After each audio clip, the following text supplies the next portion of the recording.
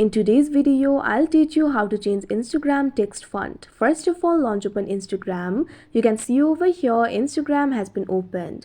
At bottom, you'll be able to find various options over here. Tap on the plus icon that you can see at center. Now, after you do that, you can see over here, you'll be led to this kind of interface. Make sure story option is selected. Now, right over here, you'll be able to find various icons. Tap on the text icon, that is AA icon. Now you can see over here, you'll be able to create something. Simply tap on the screen. Now you'll be able to type in something. If you want to change the text font, over here you'll be able to see the font that is selected right now. Simply tap on it. Now simply keep tapping until you find the font that you like.